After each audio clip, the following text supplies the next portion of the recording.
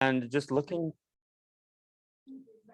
to learn and experience the world in different ways as we're called in our Christian faith. And so one of the things we as a group have kind of done is we read a book called Dialogues on Race, and we were really struck, especially with the Indigenous stuff, especially in the place that we are on the banks of a lake in Minnesota and all of that. So as a group, we kind of came up with we created a land acknowledgement statement, which I'll read in just a second, but we didn't want it to stop there. We want to be able to build relationships, we want to learn. And so Thorne, and I'm going to get it wrong, so we practiced. You got this. Wakinyan Lapointe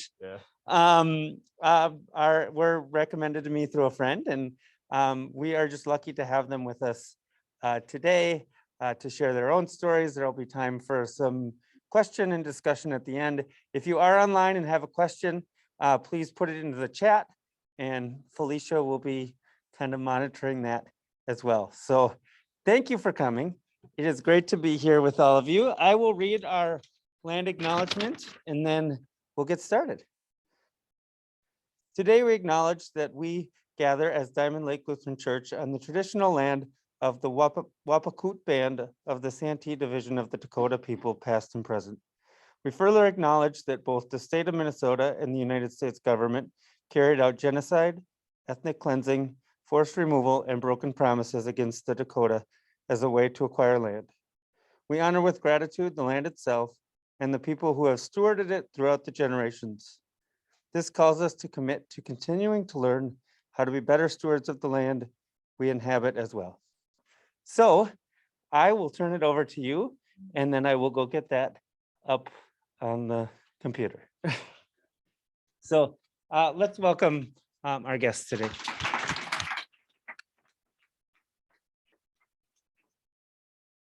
I'll introduce myself in my Lakota language. Chichanhu Lakota, originally from Rosebud, South Dakota, located in South Central South Dakota. So that's my homeland. That's the motherland. And it's an honor to be here today. It's really surprising when I see churches, invite Indigenous voices to take the floor, to really share our story, to really share our narrative. So I say Wobla Kanka for your group here, elevating Indigenous voices and seeking to learn. Yeah. And for us, there's some values on laid down, because tonight I'm actually very surprised about the land acknowledgement, about how you got here. So I know that you already started that work. Now, believe me, there's some groups that we want to, and we have to really let them know. When we start talking, we get into some real issues in here as allies. You read into those areas, what those are.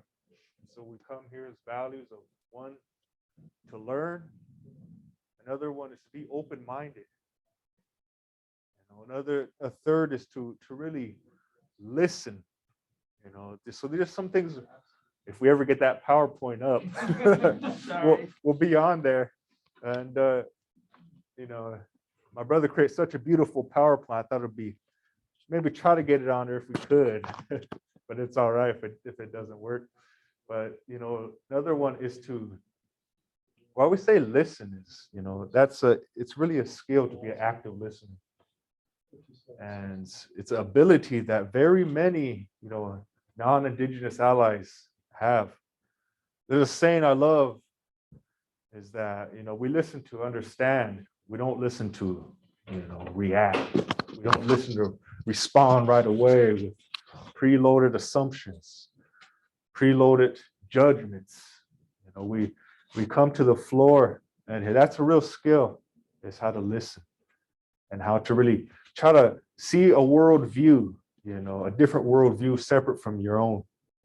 And so this is a way of knowing and a way of living, because Indigenous peoples, it's a way of life. We can't like in Western ways, sum it up in like a political definition. You know, there's not one universal definition, nor should there be. In order for indigenous peoples and these concepts we'll bring up tonight what they are, you know, it has to be geographically, culturally, and historically specific to an area. And that land acknowledgement, you know, that has really brought to the fore, you know, your start on your own learning journey. And allyship is another thing I want to bring up. Is allyship is, it's not something you obtain overnight. You know, it's not like, oh, I became an ally. It's the first day, the rest of my life now. I'm a changed person. You know, it's really a state of being. It's a state of consciousness that you never really attain. It's like organization. You know how they write out missions, but in many ways they never actually, you know, obtain that mission, let alone overnight. It's something that you continuously work on. There's many efforts that body forth in that direction, and that's what allyship is. So when you come here, you know, it's something you consciously, you know, reinvest in over and over again. I think too often, you know, we think that there's going to be like a list. We'll have a little list if we ever get it up, but for us, you know, it's a list that for us, it's something that you have to be very cognizant of. And in that book, I'm assuming that you might have heard terms like around oppression and privilege, around even terms white privilege. And why I bring that up, because like I said, it's a conscious effort. When it starts to move you internally, it's because it's related mostly to your identity, who you are. It's not on me or any other community of color to do the heavy lifting for you. As you know all too well, that's a commitment that you make for yourself, and it's up to you to really do that heavy lifting yourself. So to be a good ally, we have to remember that you don't find words, you don't find decolonization, you know, in indigenous peoples. That's something you find in yourself, and that's something you find within your peers, particularly if you come from, you know, European background. If you're, you know, white, you know, it's something you find in your groups like here. And here you find that support to say, how do we become more conscious? How do we become better allies? How do we address the biasnesses that were within us? Even maybe long-held attitudes and beliefs that maybe were passed down to you intergenerationally. How do we question those? Maybe some Socratic examinations, some Socratic questioning going down. It was really to ask those questions of how to become a better ally in the long run. And so again, I have to reiterate, you know, that we don't, you know, bring a one-stop shop. Like I'm gonna come in here and I'm gonna be an ally, and you know, so there's some things, some details that we want to get into tonight, but I have to really talk about who indigenous peoples are. You know, indigenous peoples, it's so easy to get caught up into this word, because as we know, indigenous peoples is not, you know, being indigenous is not a monolith. There's a diversity of peoples, diversity of richness. Here in the United States alone, there's 566 distinctive tribal nations, federally recognized tribes, each with their own distinctive history, each with their own distinctive sovereignty and governance and knowledge systems and languages. You know, it's like, you know, I don't categorize every country in Europe as being Europe. I know there's a difference between someone from France and someone from Germany. You know, there's different languages, different distinctive belief systems, sovereignty, you know, things like that. So here in this country, you know, you can't look at indigenous peoples as one monolith. They're very distinctive nations. Here in this state alone, the Dakota nations and the Anishinaabe nations, for example, those are two completely different language systems. If you ever, you know, have any indigenous friends here, so you will pick these things up as you go along.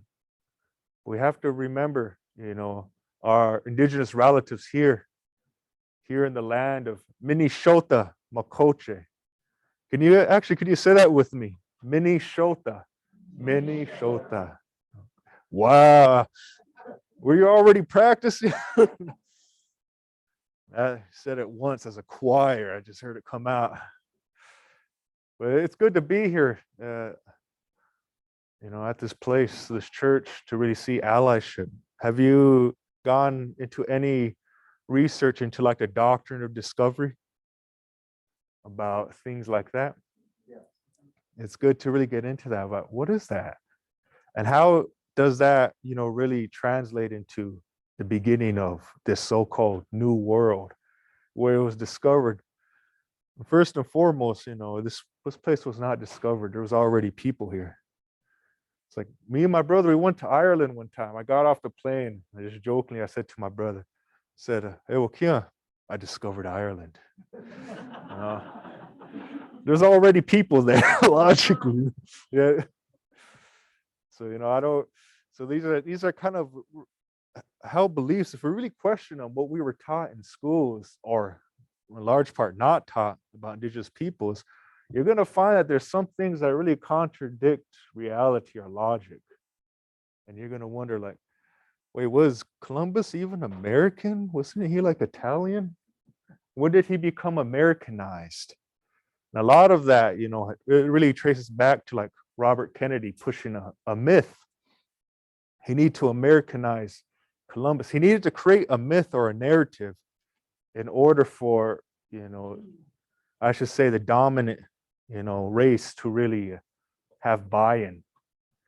And so, these are some things that we talk about.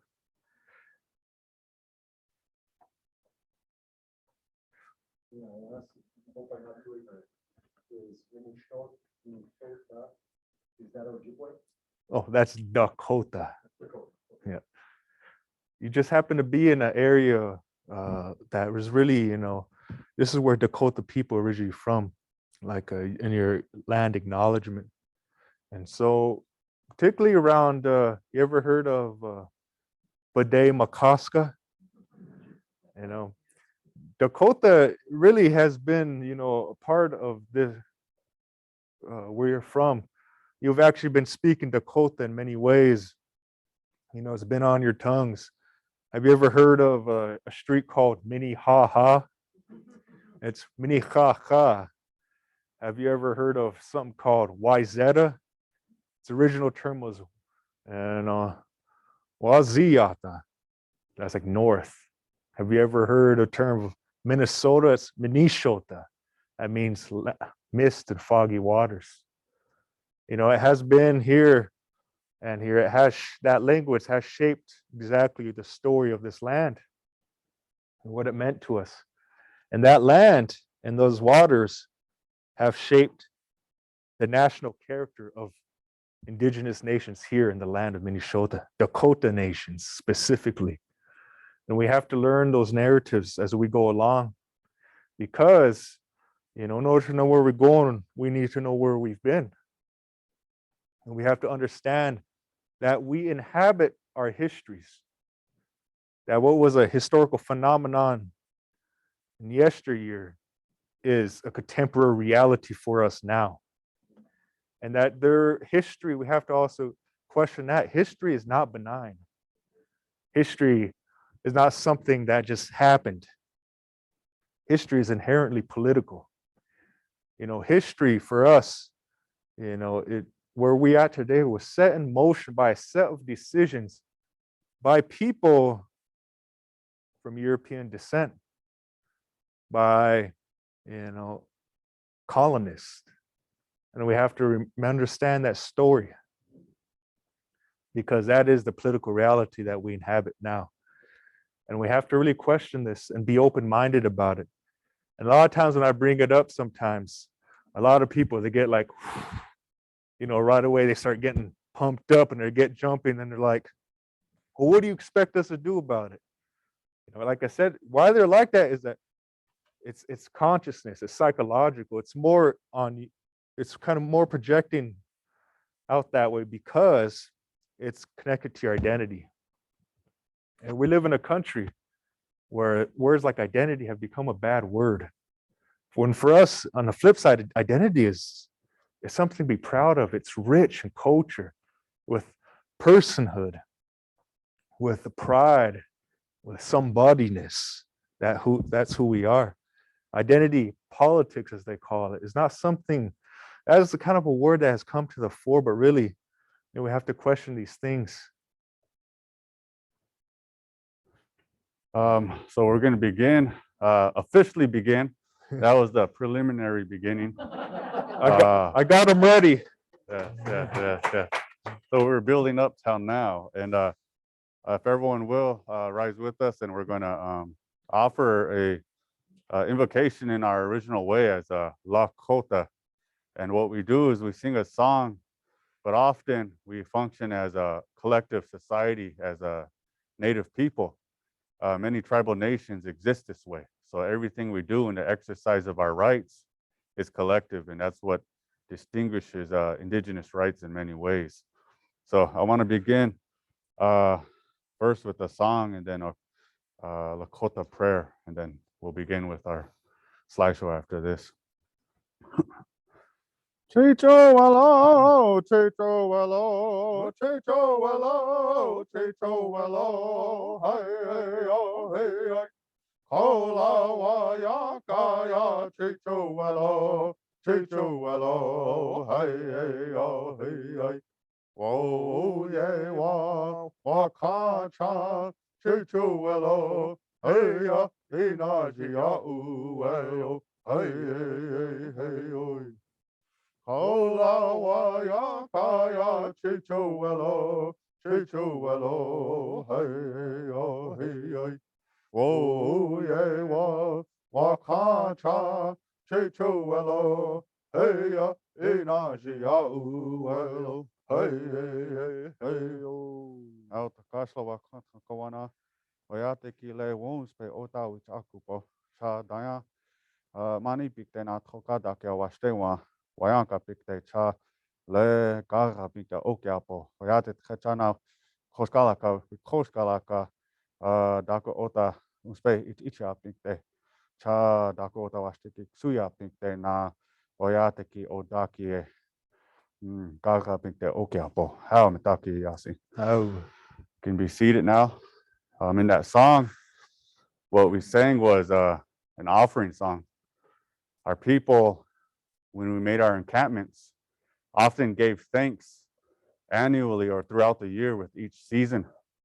And we would put out food for our spirit relatives, the animal nations, and the earth. And so we sang an offering song during those times. And still today we sing those songs, and it's called Wopila, or just to give thanks, Playe. And Wopila in our way is a ceremony of what they might call a giveaway. But it's us giving thanks back to our people for every good thing that they have done throughout the year for each other. And so I pray that we have a good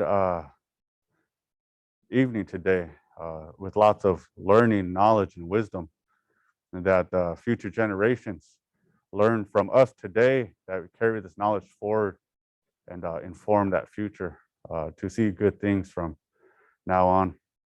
And so I want to share our slideshow primarily because I'm into pictures. I'm into actually showing you some illustrations of places we've been, things we've did together as a family.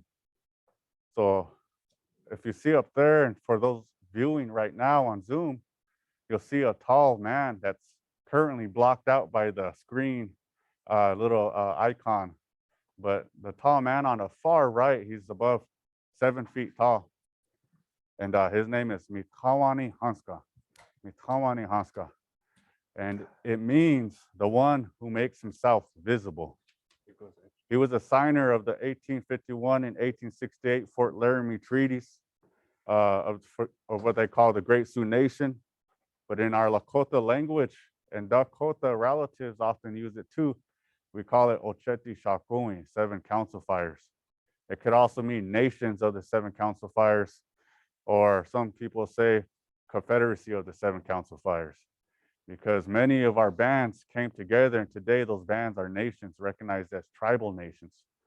And my brother said this earlier, but there's 575 or so tribally federally recognized nations. And so with the Lakota, we existed in the plains area near the Black Hills, Quesapa. And so that tall man right there, that's our grandfather. In Lakota, we would say Kunkashla. And we come from his legacy, as well as some of our other grandfathers standing there on our mother and father's side.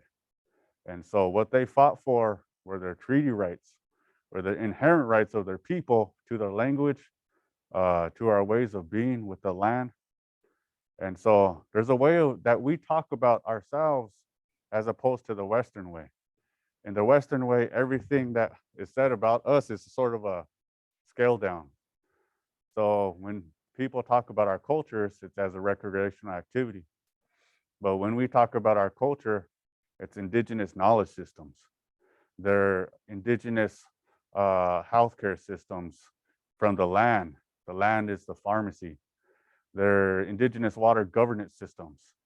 Instead of our family, the Tiwahe, just being called like a nuclear family in the Western way, the Tiwahe is a governance unit, it's a leadership unit, and it's also a kinship unit. And in the Tiwahe, we have inherent role of leadership, and that's called the Ate and the Ina, the father and the mother. And so we have that built-in leadership into our family systems. And when we put 7 Tiwahe together, 7 families together, it makes an Ospaye, which is a larger unit of our people. And when we put 7 Ospaye together, it makes a nation in our way, and we call that Oyate. And so the nation in our Lakota way of life cannot exist without the family. And so I often make that point because in a Western way, you know, there's strong orientations towards materialism and profit, but in the Tiwahe, there's strong orientations in our nationhood principles towards family-oriented values like Wona Riksapa, to live in spiritual balance with all life, or Waunshila, to live in compassion, care, and love for each other. And so those values are actually some of our guiding and original principles of Lakota nationhood in the plains areas. And this is similar to our Dakota relatives here. But in Lakota, you know, Sichanghu Lakota Oyate Unketa, which is we come from the Lakota Burnt Thigh Nation. And that's a little bit about who we are. And if you will, go to the next slide. And I wanted to share that because there's a lot of things that really help us out when allies that we've partnered with and collaborated with, when they understand these things, they're able to ask meaningful questions and step away from the thought that kind of holds back meaningful partnerships with Indigenous peoples. But there's a basis for those partnerships, for that allyship. And that's the Declaration on the Rights of Indigenous Peoples. And there's other declarations like it that Indigenous peoples have spearheaded on a global level. If you will, go to the next slide. And oftentimes what I say is that the declaration is a framework for partnerships. And, you know, we go to the United Nations each year up to about 2018 or 2019. We went to the Permanent Forum on Indigenous Issues, the expert mechanism on the rights of Indigenous peoples in Geneva, Switzerland. And what we can say is that Indigenous peoples, when they build partnerships, collaboration, it's about relatedness. What I mean by that is, you know, partnerships often disintegrate in the Western world, but in Indigenous world, relatives last a lifetime. And so that odakie, that word I mentioned earlier, relatives, that relatedness, that's what we need for a meaningful and lasting community. And so our Indigenous relatives, you know, they work in different places of Indigenous rights, water rights, land rights. They're researchers, they're leaders in their own communities. But these principles, sometimes they're similar across Indigenous peoples. And by understanding some of their basic human rights, our basic human rights, you kind of start to inform yourself on a stronger framework for partnerships. Because I'm pretty sure, you know, in my federal Indian policy classes and my political science classes I took when I was younger, I have a strong understanding how to build partnerships in the Western sector, but that has to be flipped now. They need a stronger understanding how to build relatedness with Indigenous peoples. So oftentimes it's about, well, how do we participate in this story together? But now it's about, how do you participate in the Indigenous world story? You know, how do you participate meaningfully in our story? And so we read his story from a Western thinking perspective, but how do you participate in our story? That's what a question we must ask ourselves. Is there anything at these points? Yeah.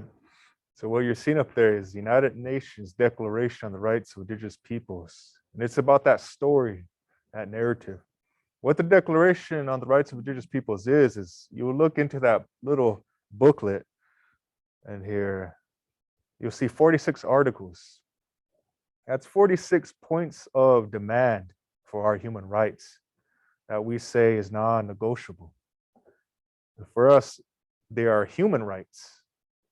You know, as a young man, I was very impressed by the words of an elder once said that these rights are inalienable because they were given to us by man. They were given to us by the Creator. And that really had an impact on me. Because for us as Indigenous peoples, we do not separate the Creator from the creation. You know, what happens to the land happens to us. And for us, you know, what happens to these riverways, what happened to us. You know, there was a saying I like that many have heard by a Cree, you know, elder or chief, who said, not until all the four-leggeds have been shot, not until all the trees have been cut, not until all the waters have pollution, then will you realize that you cannot eat money. You know, these are sayings from people way back. This is a worldview that we as Indigenous peoples, you know, operate off of. And it's a worldview that we hope to share tonight. It's a start, it's a means to a start. And, you know, like I said, it's a continuous process of looking inward, reflection and questioning, self-examination of your role as an ally, and, you know, who you are individually, who you are as a group, maybe even who you are as a church.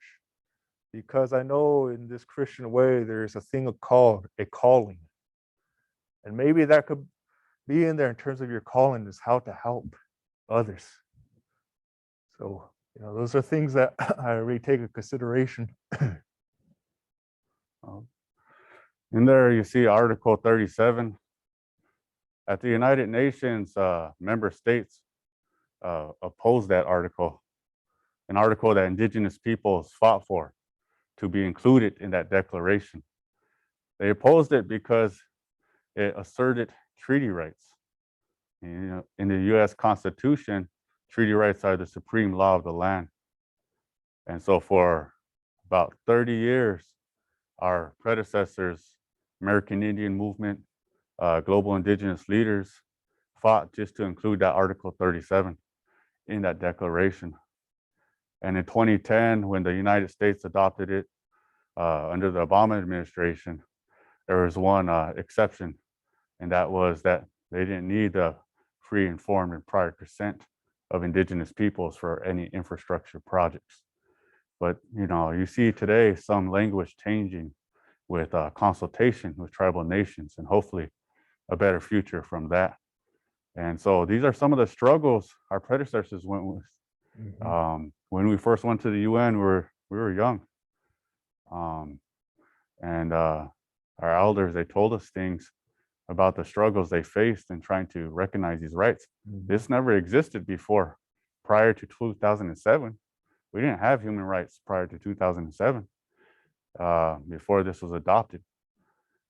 We were, you know, included wrongfully in the colonizers, you know, civil rights.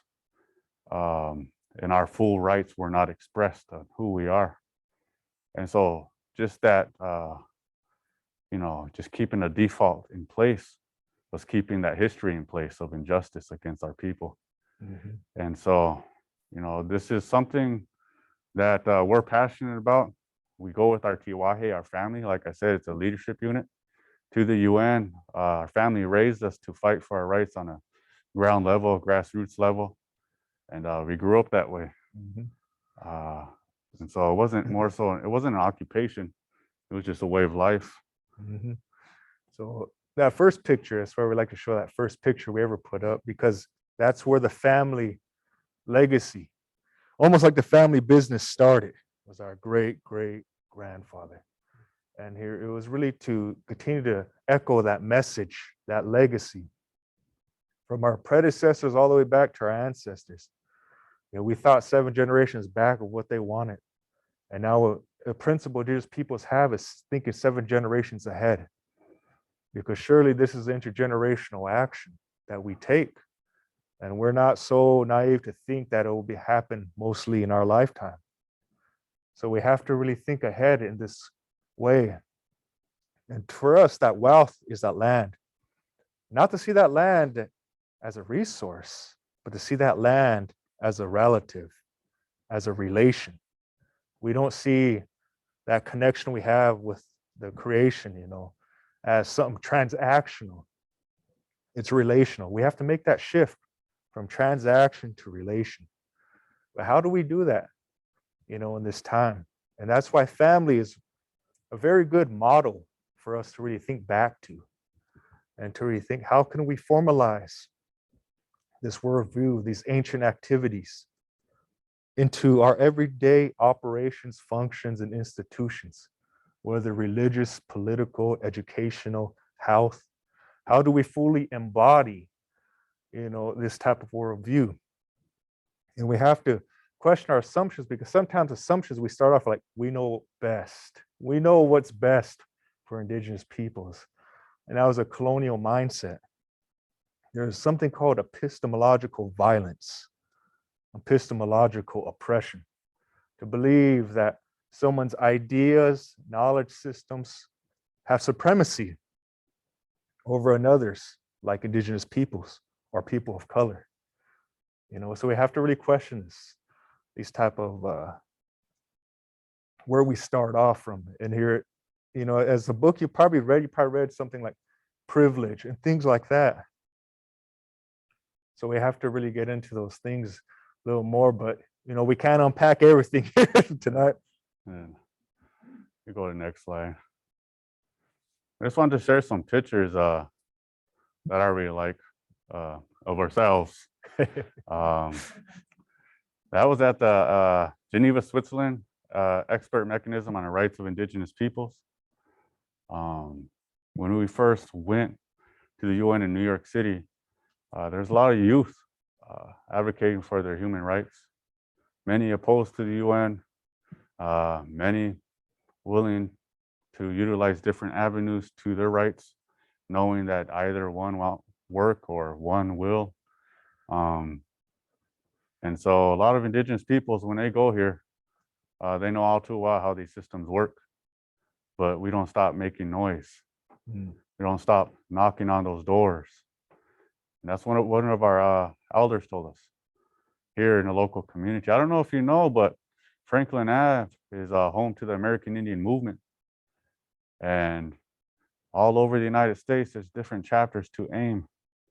You see them in the headlines for the past 50 years or so.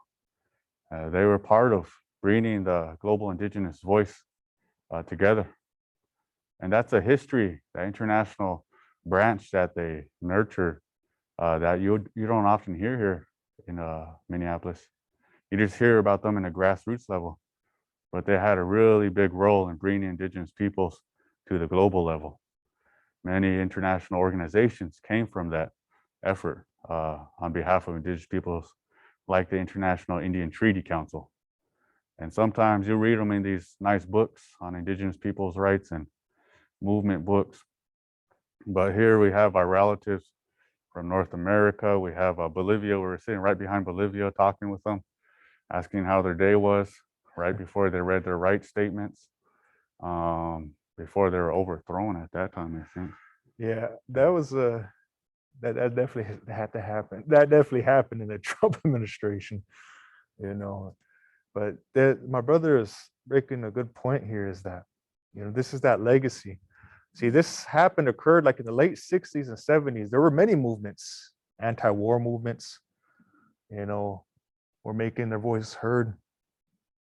Civil rights movement were making their voices heard. Those in the Latinx community were making their voices heard. And at that time, in the 60s, 70s, Indigenous peoples were going forth and making their voices heard. And it went to local, national, eventually international. Our predecessors said, we knocked at the door. There was no answer, so we knocked a little harder. In many ways, he said, we kicked open those doors. And here, that's exactly what happened. And this intergenerational movement went through it. And so this is kind of a combination. Now, like at this COP26, you're seeing, there's Indigenous peoples there. I don't know if you know about that, but that's that talk about the climate, that summit there where nations are coming together, thinking of a convention. Indigenous peoples are there, and in all those documents and discussions, deliberations, they talk about how Indigenous peoples do actually need to be there and here at that table. But Indigenous peoples are letting it known in that world community that we're sitting at those tables, even though you're saying that. So, Indigenous peoples, though we're all distinctive nations and communities and peoples, it's actually also international rights movement, global Indigenous rights movement for the earth, for our right to survive as distinctive peoples of the world. And so those are Indigenous voices that are then to be known. There's this thing called greenwashing. And it didn't really hit me until about 2017, 2018. I read this global UN water report. And it was like pioneering green approaches. All these Western institutions were using green approaches at all levels. And it was the next best thing. I was like, what? I was like, Indigenous peoples have the greenest approaches, right? We have those nature-based approaches that they're mentioning in all these world reports. And yet there was no mentioning of us adding those 30-page reports, those 100-page reports. Probably get a footnote at best. But now you start to see Indigenous peoples producing their research on their nature-based approaches, why we have the greenest footprint in many places. And that's about, flipping that script. How do you participate in the Indigenous story more meaningfully? Because these huge global institutions didn't know how. I often say that oftentimes these relationships that we want with each other, they break down in our communication with each other. Simple act of visiting is a revolutionary act at the grassroots level.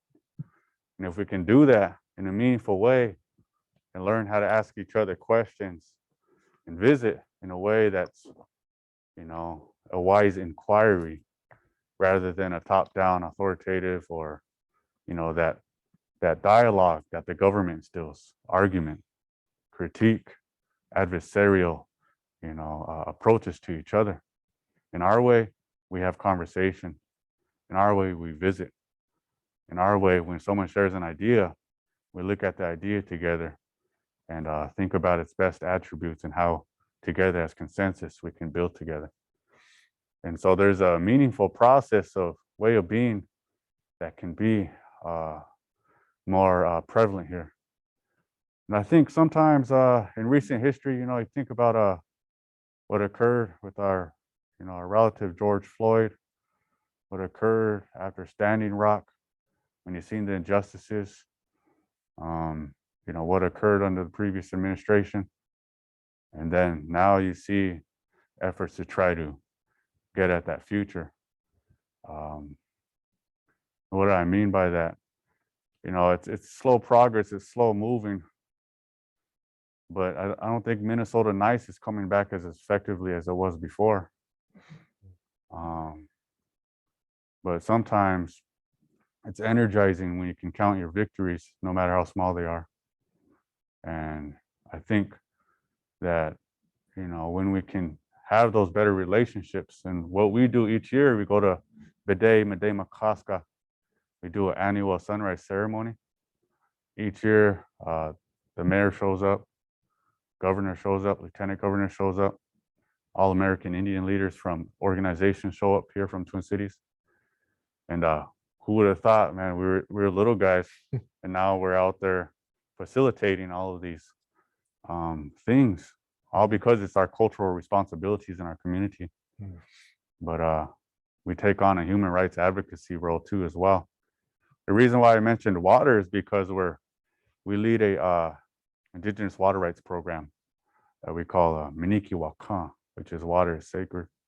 Been doing that since 2017, hosting summits since then each year, and doing some online work now. But we have a whole lot of partnerships on a global level, a whole lot of partnerships here in the Midwest region and nationally. And that's how we, gather some stories, some input on the water. If you heard that word Mini, you said Mini Shota earlier. Mini, it comes from our Lakota elders. They say, like, Uwani, I live by this. Mini is that shortened version of it. Another elder said, Wani, I'm alive. And so that's what that word Mini comes from, Wani. And so that word, when it's saying I'm alive, water is speaking to our people as a relative. And so you hear the Medewa Kantua, people of the sacred lake. These nations here in Minnesota are named, they get their national identity from water. And so that's something pretty big. I think Minnesota kind of did that when they took Minnesota for the name, right? The state name. But we always think of these dichotomies that exist here. And you could go to the next one. So we held a summit here first year when we were youth. I would say we were youth back then.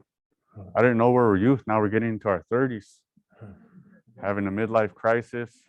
Yeah, I hit 30 this year and I didn't know what to do with myself. And we held a summit there, and our relative was standing there in the water, and I was like, yeah, that's a perfect photo. And that's Bede Makaska.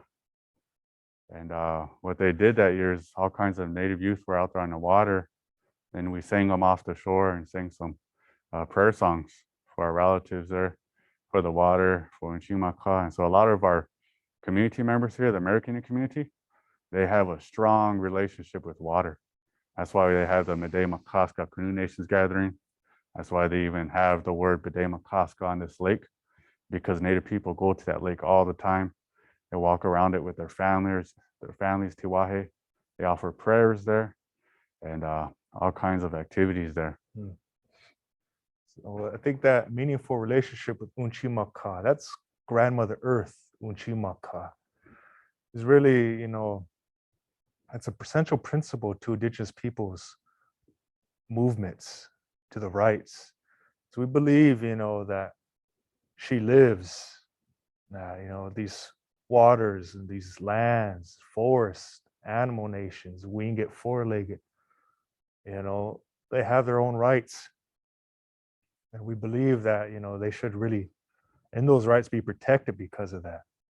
That's almost like giving personhood to nature, the rights of nature movement, to really say that they need their own rights because they're being polluted and destroyed.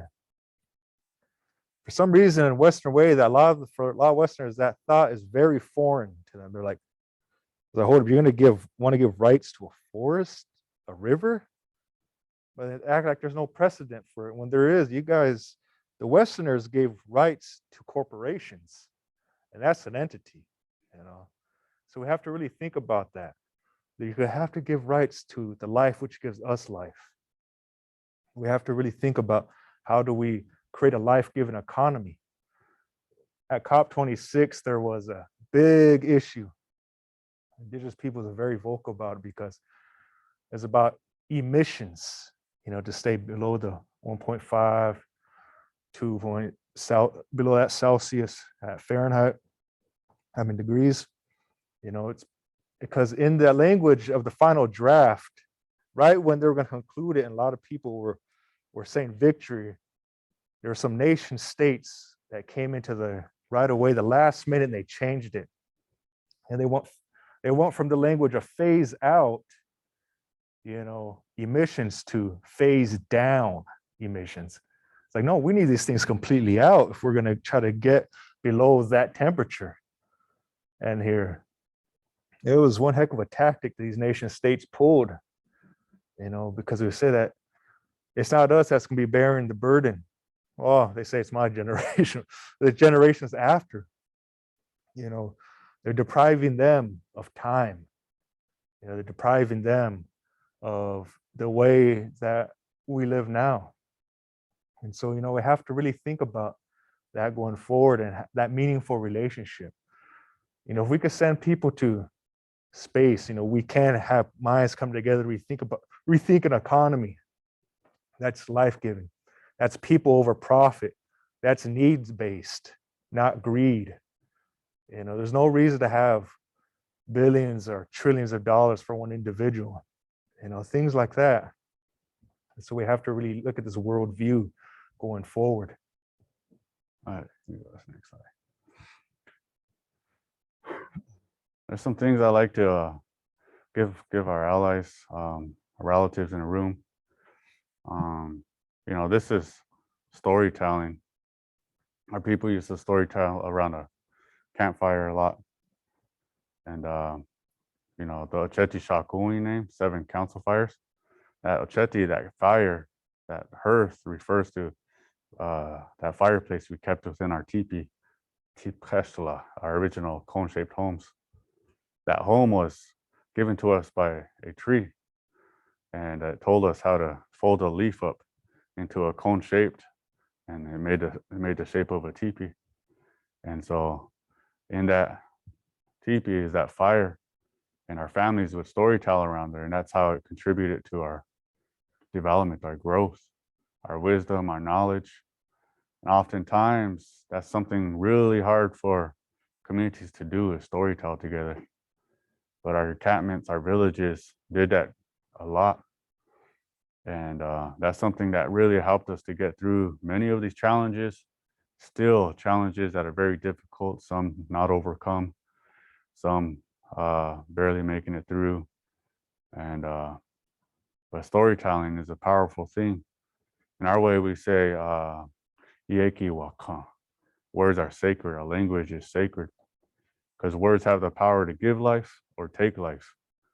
And oftentimes you might see in today's world, someone says something really hurtful to someone, and they don't know that person's in a real bad place.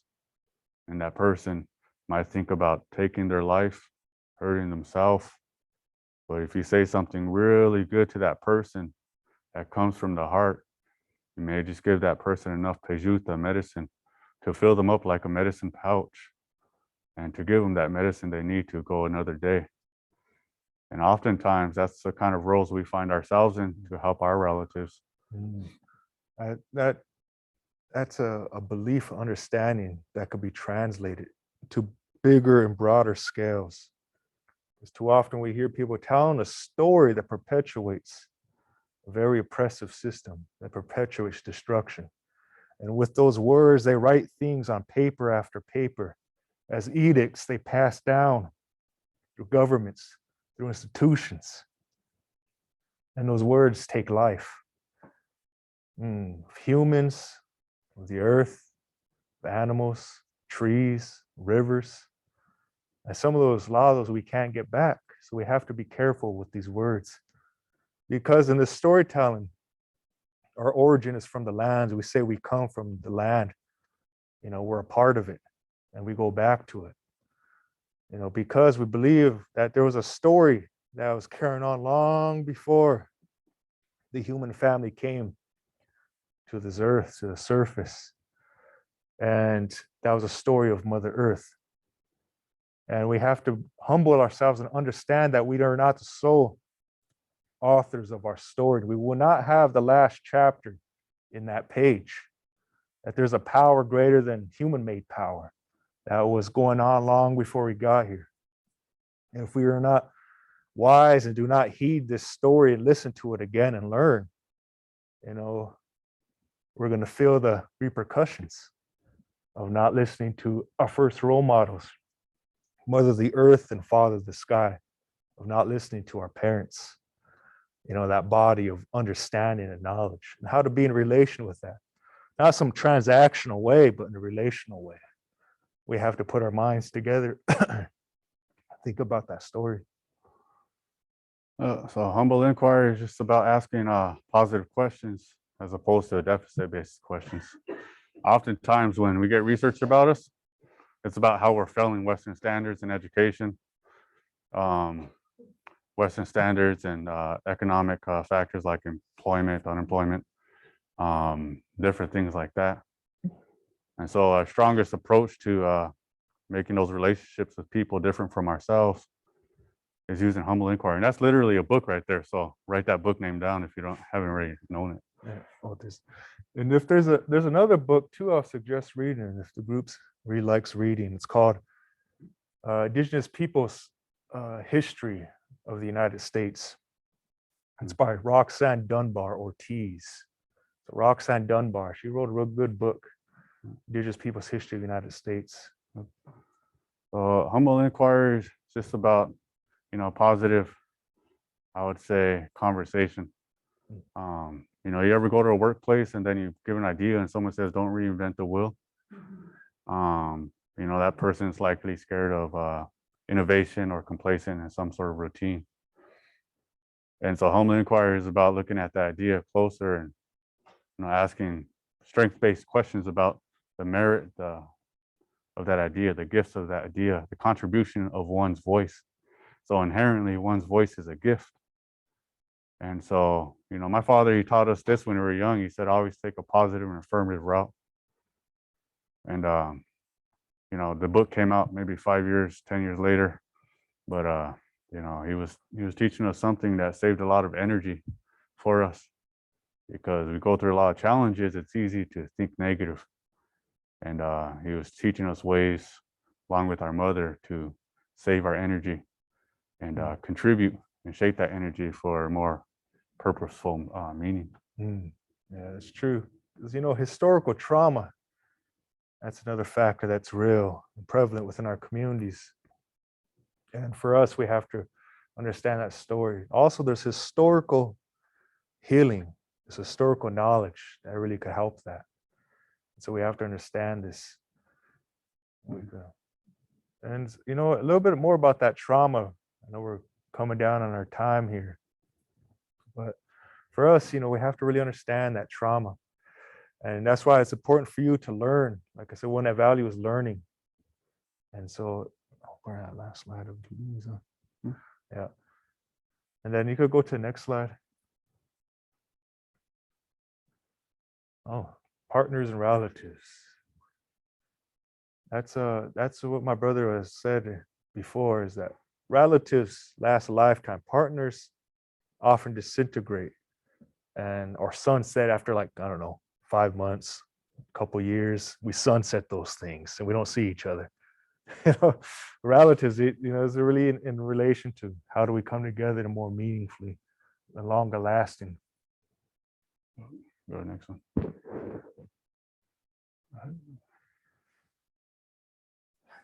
So you see, being a good relative.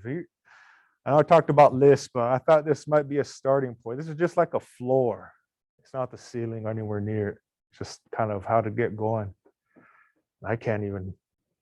I might need a new prescription here. But being a good relative, do's, and don'ts, we just put them all together.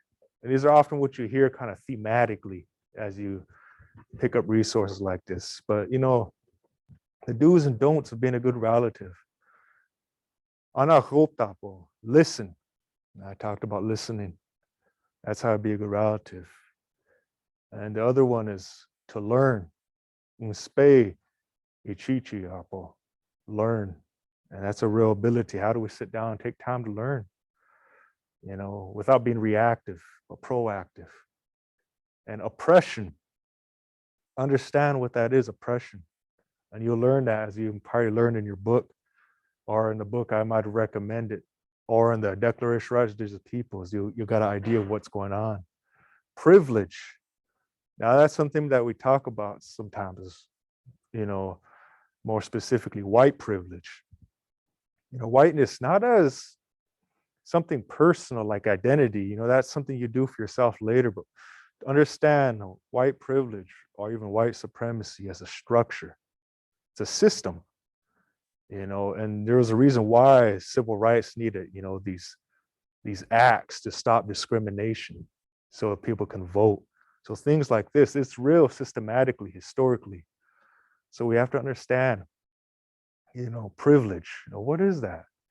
You know, without being, you know, too reactive. Savior complex. That's another one. Sometimes we want to come in, we're well intentioned, but sometimes, you know, savior complex. I know a lot of people already heard this word before, but you have to come in and say, you know, indigenous peoples take the lead, and your indigenous people's voices are elevated, and I want to support in the best way I need. I don't need to take the lead on this. You know, that's the thing that really comes, because savior comps could be linked to, like, historically to like colonization process, you know, missionaries wanted to be well intentioned, but then creating something really horrendous in history, like boarding schools. And let's be honest, a lot of them knew what they were doing and said nothing. You know, so that's a real historical fact in which you come together as a group to really understand and support each other in that consciousness that you're trying to seek.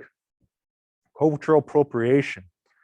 You know, don't appropriate indigenous peoples' movements, you know, cultures, artifacts, lands, you know, because appropriation is not just about something physical or material like land.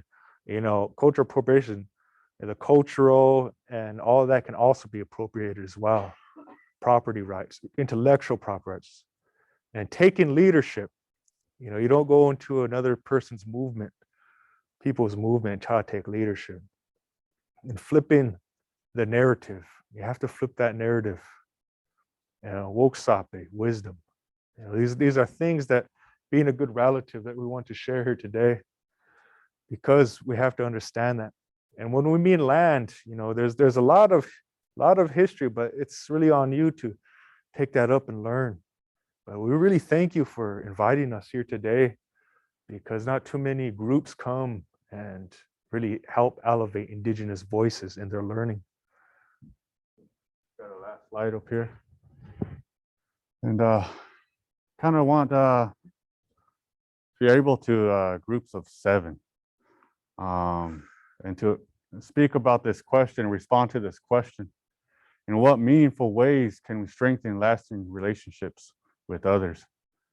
In what meaningful ways can we strengthen lasting relationships with others? You know, you heard a lot of things from us. We stand up here, we talk and present. Sometimes we lecture, and we go on for hours. And, I might go into my life story after this, but if you will, get in groups of 7.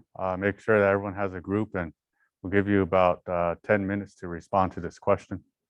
And we ask our recorders, if there's any recorders here, or if this is being recorded, to remember to take note of these responses, because oftentimes, like I said, words are sacred. So whatever you put out here, you know, begins to take life. Yeah. This will be our last thing for tonight. So we want to leave something lasting, you know, for you. Uh-huh. Oh, of course. 10 minutes. I'm gonna see if we can move the people online to a group. Yeah.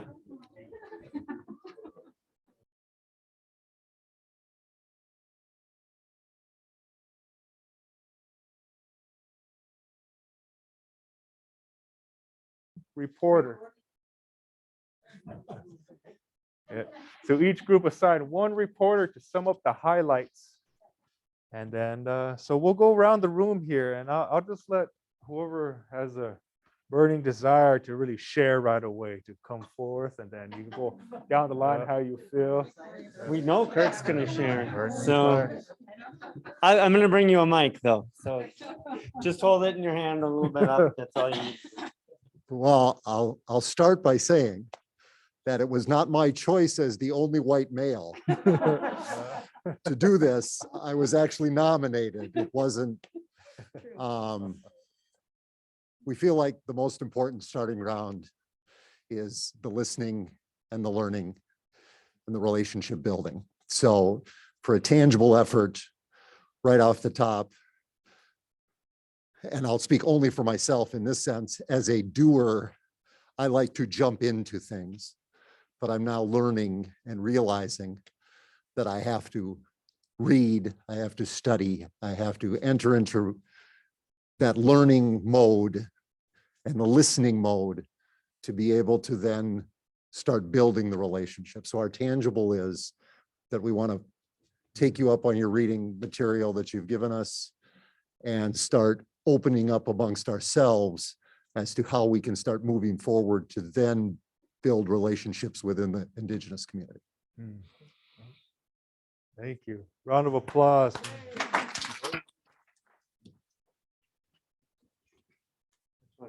Chris.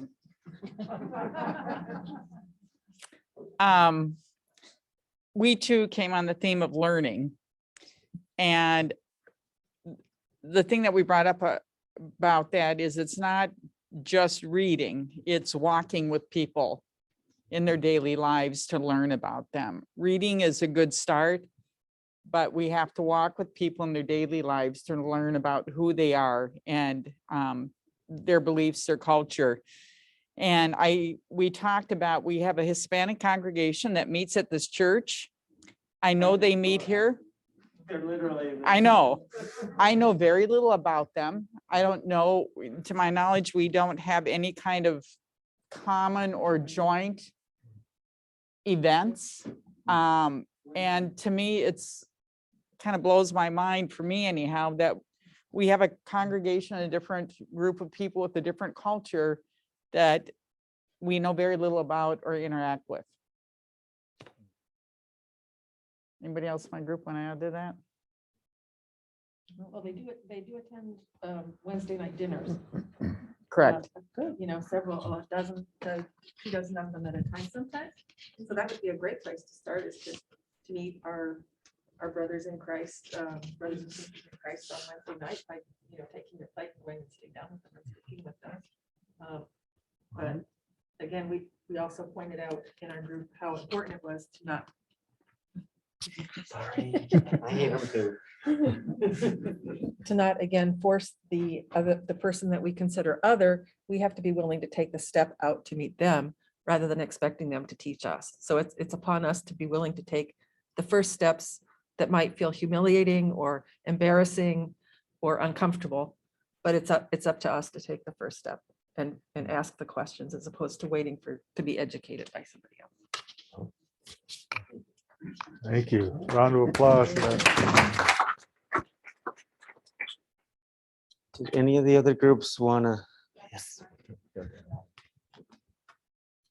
So we did a lot of the listening and learning, came up with that too. Adding to it, we had someone brought up the point that we need to lead the next generation, find opportunities to introduce our kids and then people who are going to fix the mess that we created, to do it a different way by bringing them into experiences that normalizes everyone as people within their own places.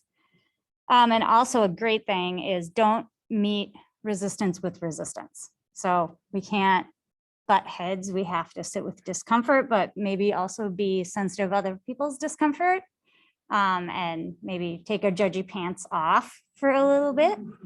And then ask for clarification of terms, which I think, being a word geek, I really like that, because we don't always define things the same way. And if we don't know how you're defining it, we could be talking about different things using the same words. So I like that one too. You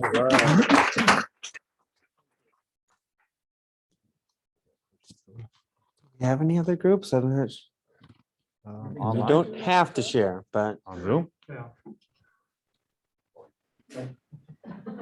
I'm not going to make anybody share that doesn't want to. And I remind that there's That's also one some people on Zoom as well after.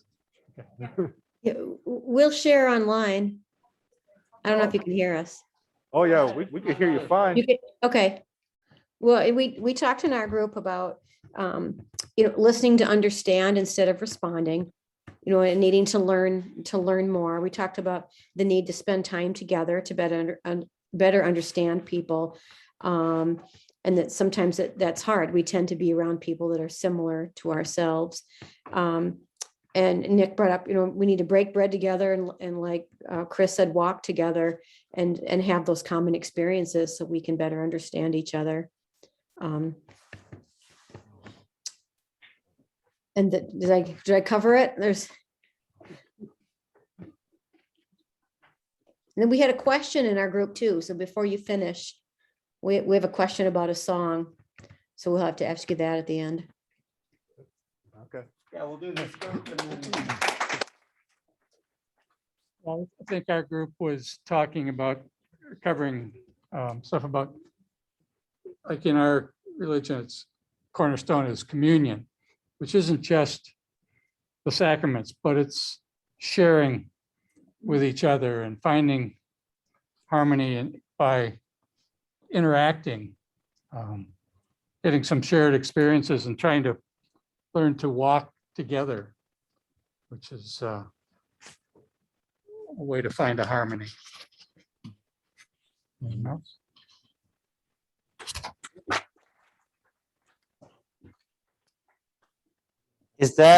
Did we get all the groups? Did the tech table want to share anything? What? Okay. All right. Wow, that's I really want to say thank you for having that conversation. And this is a conversation, that needs to happen. And in conversations in this room, we're allowed to be vulnerable. We're allowed to be honest. And that's the conversation that needs to happen. My father always used to say that we have meetings, but we don't have conversations. And those are two different things. And this is how we act. The only way we can access that collective wisdom to the fullest is like this. It's coming together.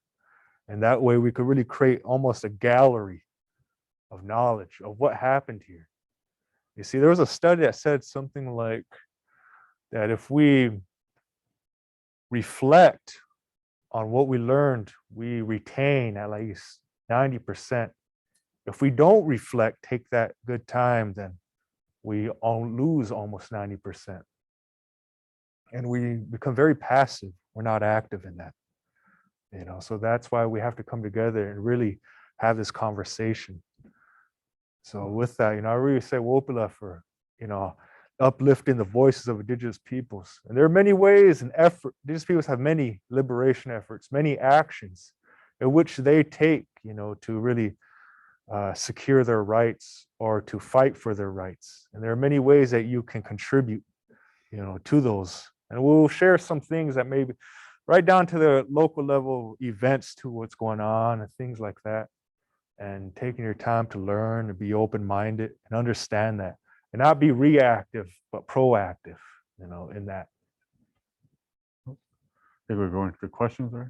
Let's do a couple of questions. Why don't we start with our online question for whatever, so we make sure we hit that up.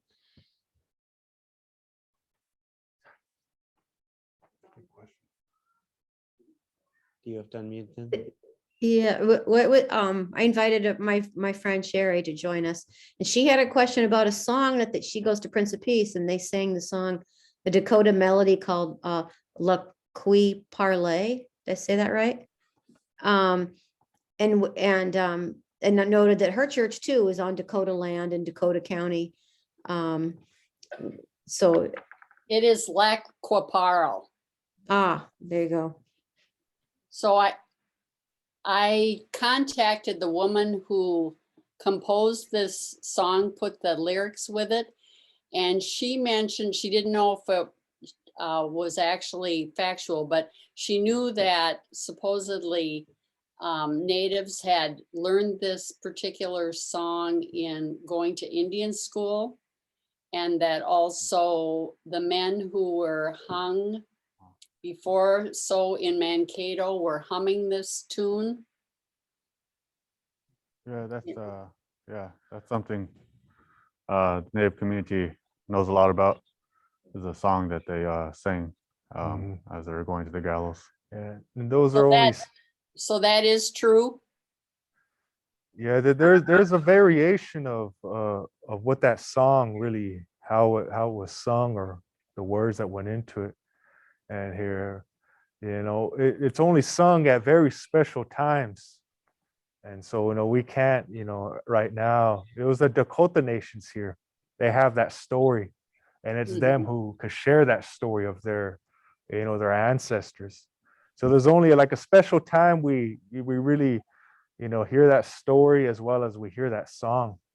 And so we have to be very respectful of those things in those times. There's a place and time for, you know, that type of song. But yes, you hear things like that in history, and it's on each, you know, distinctive tribe, Dakota nation, to really tell that narrative, that story, their story. Thank you.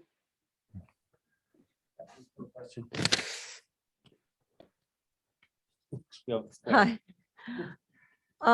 You talked about the sunrise ceremony at Bede Makaska, and it sounds beautiful. As a grandparent, I want to bring my grandchildren to different events, and what's the best way to find out about all the different events in our area, in the Twin Cities? I guess I can forward you an email to the American Indian listserv, and he'll get all updates on events held by the Native community. And there's also a paper, a local American Indian paper called The Circle. That's called The Circle. And you could probably find it online, The Circle. And here it's based, you know, here in Minnesota. And it, you know, towards the back, there's always a listing too of Native American events. And so you'll see that that list in that paper. So that's another good resource. I want to say Indigenous Peoples Day is on October 13th. What was formerly known as Columbus Day, and that's rightfully Indigenous Peoples Day now. You know, that's when the sunrise ceremony happens. Yeah, so 7 a.m. or prior to that 6:30, you can show up on the south side of Bede Makaska, and there's that beach right there. That's where you see people gathering at about 6:30 a.m. But everything starts at 7 a.m. and yeah, everyone's invited. Usually we invite everyone, but no one wants to wake up at 6 a.m. and head out there. Yeah. Other questions? Mine's not really a question, but a comment that that our own Lutheran Church Synod in the Twin Cities is also working. There are groups working to recognize the generational trauma from the boarding schools. And I think there were a lot of participation in the orange shirt marching. I don't know if that was a couple months ago or a month ago or so, but I'm uplifted and encouraged by a lot of things that are going on, but I appreciate Kathy's question about if we don't know that they're happening, or it would be good to know. And we talked about me getting some of that, and then I can kind of filter some of that out and send that off to some of you as well. So.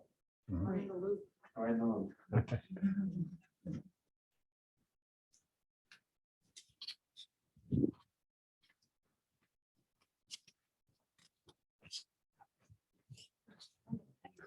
Okay, we'll go. I'm gonna stand here just so we. Okay. Do you find that with the climate crisis, that people are becoming more open and more understanding and more responsive to the Indigenous American, wrong word, Indigenous people's belief system? Yes. You know, just the recent events, what happened over there in COP26, you know, that was the first time, you know, the walking away from Indigenous peoples, a lot of them advocates, Indigenous rights movement, were very disappointed. Some were very angered about what happened in that last minute switch up the states did when they came and they use like words like phase down instead of phase out, completely emissions. But at the same time, during that conference, it was really unprecedented that they were including Indigenous peoples, at least in the language and documents and recommendations and things like that. That was really unheard of. But, that was only made possible because Indigenous peoples and their allies, pushed for that. They didn't wait quietly and hope that nation states of the world would listen, maybe hopefully, to what they said. No, they had a march towards justice. Indigenous peoples and allies, they understood that power concedes nothing without a demand. And that's really what happened. They had to really make their voices heard, or else they would have been ignored. There's a reason why they wade through all that challenges and carved out a place for themselves inside the international community, the United Nations system, international system. So that way, that culmination of decades and decades of work, it really helped them get there. But it's no fairy tale. The truth is that they were left out, the leadership, at a lot of those tables of deliberation. They shouldn't have been. They should have been there. And there was a saying I like that summed up a lot. Indigenous peoples need to be at the table and not on the menu. And too often, our lands, are on that menu. Indigenous peoples, they said, what was that?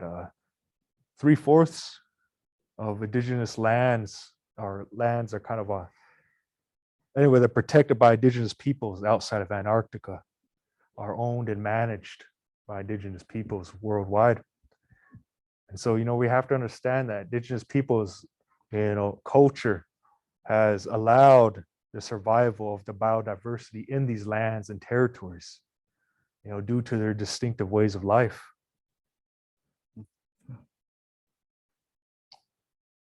One more question from anyone? Or comments?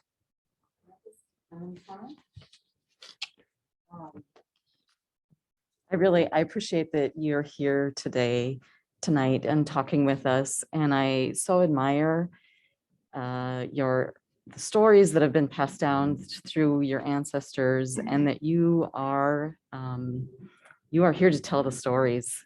It's amazing after so much oppression and what your people have suffered through, that you are here and you are telling the stories. So I thank you for that.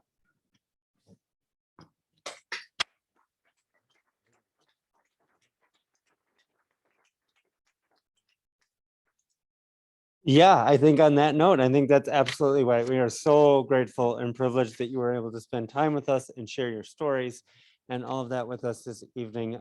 So let's give our brothers another round of applause.